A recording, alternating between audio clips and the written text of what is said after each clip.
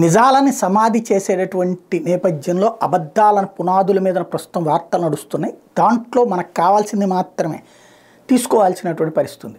ఆంధ్రప్రదేశ్ ఆర్థికంగా దిగజారిపోయిందని రాసుకొస్తున్నటువంటి పత్రికలే ఇప్పుడు అసలు నిజం బయటపడేటప్పటికి ఈనాడు దాన్ని కథ మార్చేసింది. ఏమని? ఆశించింది 100 రూపాయలు అయితే వచ్చింది 70 రూపాయలు అని. అంతే తప్పించి ప్రతి ఏటా ఆదాయం పెరిగిందన్న అసలు నిజాన్ని మాత్రం చెప్పేసింది. ఇప్పటిదాకా ప్రజలకు ఏం తెలుసు? రాష్ట్రంలో ఆదాయం లేదు, అడుక్కు తింటున్నామని. నిజంగా అట్లయితే సంక్షేమ పథకాలు ఎట్లా వస్తాయి? ఇక్కడ అసలు పాయింట్ ఏంటంటే ఆదాయ వనరులు ఎట్లా పెరిగినాయో చూడండి. 2019-20లో 1,11,034 కోట్లు ఆదాయం వచ్చింది. 2021 నాటికి వచ్చేటప్పటికి 1,17,136 కోట్లు వచ్చింది. 21-22 నాటికి వచ్చేటప్పటికి 1,50,552 కోట్లు.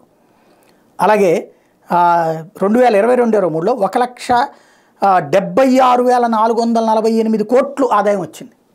1,74,448 కోట్లు ఆదాయం వచ్చింది. ఇది ఓవరాల్గా చూస్తే అంటే ఇంత ఆదాయం పెరిగింది. వీళ్ళు ఏం రాసుకొచ్చారు?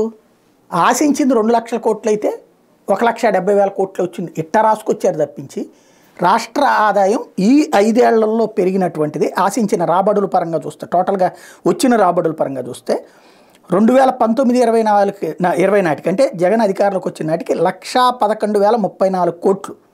ఇప్పుడు లాస్ట్ ఇయర్కి వచ్చినట్టు 2022-23కి 1,76,448 కోట్లు.